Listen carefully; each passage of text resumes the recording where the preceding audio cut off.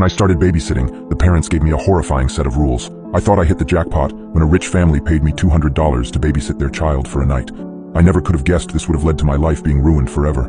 The children were extremely well behaved and everything went smoothly the first night. The young couple must have thought that I had done a good job because word spread quickly around the rich neighborhood that I was a great babysitter choice. This was perfect for me. Most of the families around here pay way better than where I live since they all come from a long line of wealthy families, but I was always suspicious about some of the families.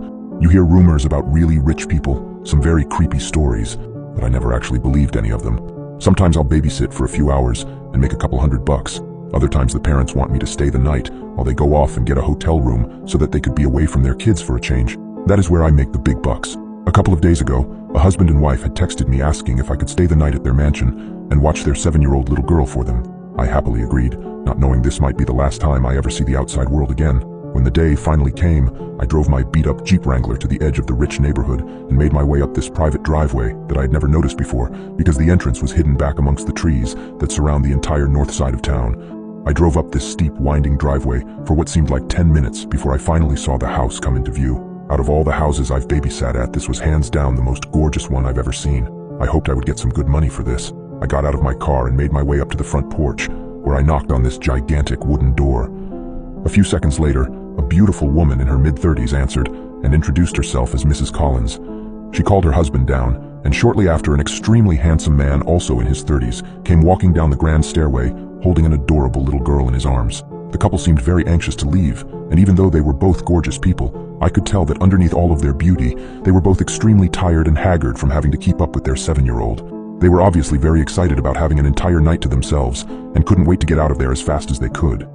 Before Mr. and Mrs. Collins left, however, Mrs. Collins handed me several pieces of paper and told me that she had written down a couple of instructions for me to follow throughout the night. She stressed to me how important it was to follow her instructions, and I assured her that I'd give them a look.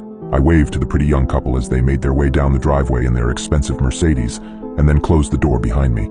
I gave the instructions a quick once-over before folding the papers and stuffing them into my back pocket. I'll look at them later, I told myself.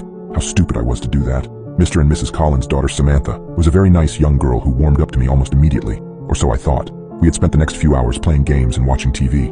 After we finished our 5th episode of Teen Titans Go, I noticed that it was getting late and asked Samantha what her bedtime was. She shrugged, not really giving me an answer, which is when I remembered Mrs. Collins' instructions. I pulled out the folded pieces of paper and scanned through them very quickly when I saw the words, "Samantha needs to be in bed before 8 p.m. I checked the time to find that it was almost 7:45.